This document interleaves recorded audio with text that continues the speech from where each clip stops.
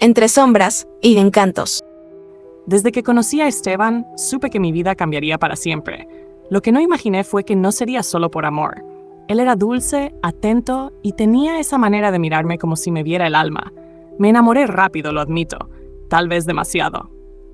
Todo parecía perfecto, hasta que conocí a su madre. La primera vez que la vi, me sonrió, pero no fue una sonrisa cualquiera. Fue una de esas que te dejan un escalofrío recorriéndote la espalda. Sus ojos, aunque amables en apariencia, me estudiaban como si intentaran desarmarme. Me dijo que estaba feliz de conocerme, pero su tono era tan seco como el viento antes de una tormenta. ¿Y tú qué sabes cocinar?, fue su primera pregunta.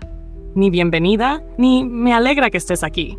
Desde entonces las cosas empezaron a volverse raras, muy raras. Una noche, al llegar a casa después de visitar a mi madre, encontré sal derramada en la entrada de nuestro apartamento. Al principio pensé que era una casualidad. Luego noté un pequeño saquito de tela roja colgado detrás de la puerta. Lo tiré, por supuesto, aunque un nudo se me formó en el estómago. No le dije nada a Esteban. No quería que pensara que estaba loca. Pero los sueños comenzaron poco después. Soñaba con la madre de Esteban parada al borde de mi cama, susurrando palabras que no entendía. En cada sueño, su cara se volvía más borrosa, más oscura. Me despertaba sudando, temblando, sintiendo una presencia en la habitación. Y lo peor, Esteban empezó a cambiar. De ser tierno pasó a estar distante, irritable. A veces parecía no recordar cosas que habíamos hablado apenas un día antes. Empezó a culparme por cosas que no hacía, que si escondía sus llaves, que si no pagaba las cuentas, que si no quería ver a su madre. Pero yo lo hacía, todo, siempre. Una mañana, mientras limpiaba la cocina, encontré algo que me congeló la sangre. Oculto detrás del microondas había un pequeño frasco de vidrio. Dentro, un mechón de mi cabello, una hoja seca y una foto mía, quemada en una esquina. Lo envolví en una bolsa y lo llevé al fondo del basurero del edificio. Esa noche, Esteban me gritó como nunca antes. ¿Qué hiciste? ¿Por qué tiraste algo que no era tuyo? No entendía cómo lo sabía. Nunca le mencioné nada. Y fue entonces cuando empecé a sospechar lo impensable. Su madre me estaba haciendo algo que no entendía, algo más allá de lo lógico, y que si no actuaba pronto iba a lograr separarnos para siempre. No fue hasta que hablé con Clara, mi compañera del trabajo, que comencé a comprender lo que me estaba pasando. «Tu suegra te está haciendo un trabajo», me dijo sin rodeos mientras tomábamos café en la terraza del edificio. Brujería. Magia negra. Eso es lo que es. La miré como si me acabara de hablar en otro idioma. Nunca creí en esas cosas, hasta que me vi en medio de ellas. Clara me explicó que cuando alguien quiere separar de una persona, puede usar rituales, amuletos y hechizos para alterar sus emociones, su mente y hasta su voluntad. Esa noche decidí buscar más en casa. Esteban estaba en su estudio, distante como siempre últimamente. Yo, en cambio, fui a nuestra habitación, determinada a encontrar alguna pista. Y ahí estaba, bajo mi almohada. Una bolsita de tela negra con algo que olía a podrido. Adentro había una mezcla de hojas secas, trozos de papel quemado y una aguja oxidada. Mi cuerpo se estremeció de pies a cabeza. Me puse a llorar. No de miedo, de rabia. ¿Hasta dónde podía llegar una madre para separar a su hijo de la mujer que amaba? A la mañana siguiente fui a visitar a Clara. Me llevó a una señora que vivía en las afueras del pueblo. La llamaban Doña Inés. Tenía más de 70 años y unos ojos grises como ceniza. «Te están trabajando con magia de rompimiento», me dijo apenas me vio. «Pero no estás sola. Si quieres luchar, tendrás que ser más fuerte que ella». Yo no sabía cómo hacerlo, pero estaba dispuesta a aprender, porque no iba a dejar que me arrebataran el amor de mi vida por culpa de una sombra. Y así comenzó mi iniciación. Desde que empecé a seguir los consejos de Doña Inés, algo cambió dentro de mí. Ya no me sentía tan vulnerable, tan perdida, pero eso no detuvo los ataques. Una tarde, mientras me maquillaba frente al espejo del baño, lo vi, una grieta en la esquina del cristal que no estaba ahí antes. Al tocarla, sentí un frío extraño recorrerme el brazo, como si el espejo hubiera absorbido algo o me hubiera devuelto algo que no quería ver. Esa noche, Esteban se despertó gritando mi nombre. Dijo que soñó que me encontraba flotando en medio de la sala rodeada de sombras. Su rostro estaba empapado de sudor, y por un segundo me miró como si no me reconociera. «¿Qué me estás haciendo tú a mí?», me gritó, sin razón. Eso fue lo peor. Ver cómo la mujer que lo crió, que supuestamente debía enseñarle a amar, estaba sembrando odio en su corazón hacia mí. A la mañana siguiente, Clara me acompañó a enterrar una figura de protección que doña Inés me había dado. Era una pequeña cruz hecha de ramas de pirul y un listón rojo, envuelta en una tela blanca.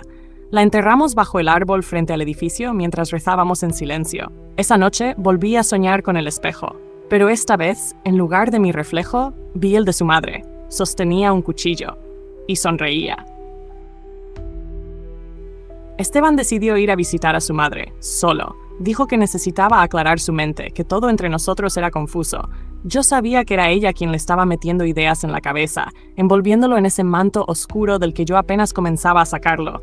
Pasó 3 días fuera. No me llamó, no respondió mis mensajes. El cuarto día regresó, pero no era él. Su mirada era fría, vacía. Me abrazó, pero fue como si abrazara a un extraño. Esa noche, mientras dormía, comenzó a murmurar cosas en voz baja. Me desperté y lo escuché repetir una palabra que no reconocí. Tsunun. Se la oí decir a su madre una vez en una de mis pesadillas. Fue entonces cuando entendí que ella no solo quería separarnos, quería poseerlo. Con el corazón hecho un nudo, fui de nuevo con doña Inés. Ese nombre es un sello, me explicó. Un ancla espiritual que ella está usando para controlar su mente. Si no lo rompemos, él dejará de ser él. Esa noche armamos un pequeño altar en la habitación. Velas blancas, flores de ruda, copal, un espejo tapado y la foto de Esteban con un hilo rojo atado. Recité cada palabra que me indicó doña Inés, y por un instante sentí que algo se rompía en el aire, como si una cadena invisible se soltara, pero no contaba con lo que sucedería después. Al abrir los ojos, vi la silueta de su madre en la ventana. No estaba soñando, ella me estaba mirando, y sonreía. Decidí que no podía seguir esperando. Tenía que enfrentarla. Le pedí a Esteban que me llevara a la casa de su madre. No fue fácil. Se mostró reacio, incómodo, como si una parte de él supiera lo que iba a ocurrir, pero finalmente aceptó. Condujimos en silencio por una carretera angosta entre árboles que parecían inclinarse para oír nuestros pensamientos. La casa estaba igual que la primera vez, vieja, con la pintura desgastada, rodeada de un jardín seco donde no cantaban ni los grillos. Cuando cruzamos la puerta, me invadió una sensación de náusea. El aire estaba espeso, como si respirara humo invisible. La encontré sentada en su silla favorita, con una taza de té humeante. Me miró y sonrió. Esa sonrisa que ya conocía bien. «Así que vienes a verme», susurró con una dulzura venenosa. Esteban parecía en trance, como si no pudiera ver lo que realmente ocurría. Yo sí. Vi las figuras colgadas del techo, amuletos, huesos, frascos con líquidos oscuros. Escuché los susurros, no de su boca, sino de toda la casa. La confronté. Le dije que sabía lo que estaba haciendo, que no tenía miedo. Ella se levantó con una calma inquietante y me tomó la mano. Por un instante sus ojos se volvieron completamente negros. Sentí un pinchazo en la palma. Me empujó suavemente y murmuró: «Ahora estás marcada». Esto no termina aquí. Salí de ahí temblando, pero con el corazón firme. Las noches se volvieron más pesadas. Esteban dormía a mi lado, pero su cuerpo estaba frío, como si algo dentro de él estuviera lejos, muy lejos. A veces se despertaba gritando, otras simplemente se quedaba quieto mirando al techo, murmurando palabras en voz baja que yo ya no intentaba entender. Me sentía sola, cansada, pero no vencida. Doña Inés me dijo que el vínculo entre madre e hijo era fuerte, pero no indestructible. Si quería liberarlo por completo, debía romper el lazo ancestral que ella había invocado. Me explicó que la suegra usaba un ritual de sangre, algo que sellaba la obediencia de Esteban desde su nacimiento. Solo el fuego puede purificar esa marca, me dijo. Pero no hablo del fuego común, hablo del fuego interno, el que nace del amor verdadero. Esa noche preparé el ritual. En la azotea del edificio, bajo la luna llena, dibujé el círculo con sal y pétalos de flor de fuego.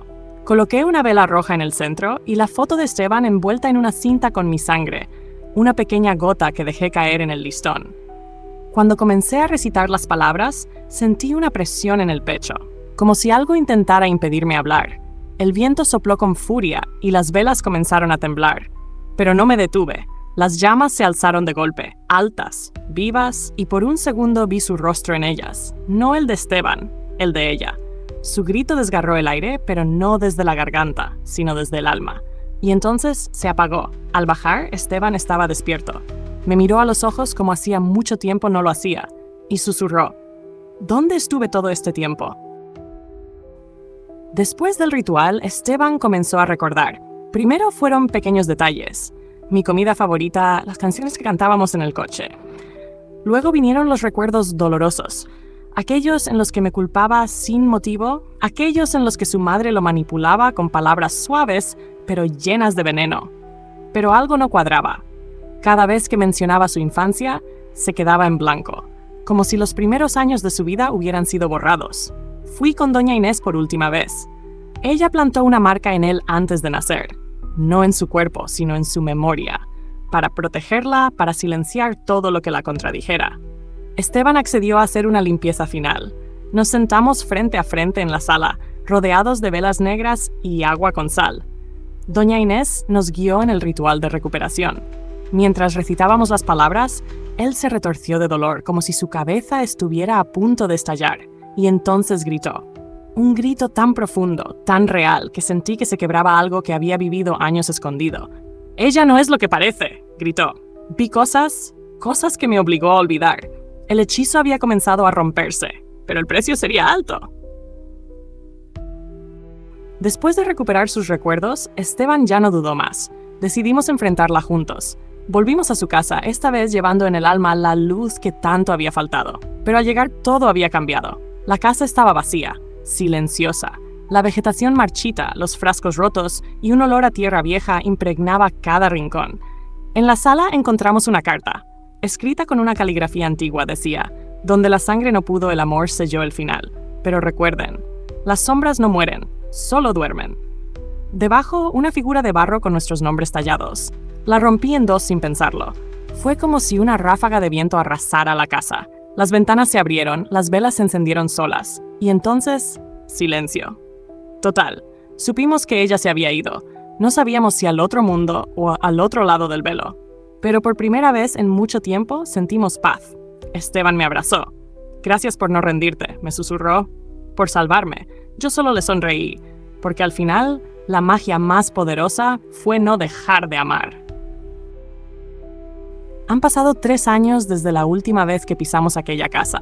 Esteban y yo vivimos ahora lejos de la ciudad, en una pequeña cabaña cerca del bosque.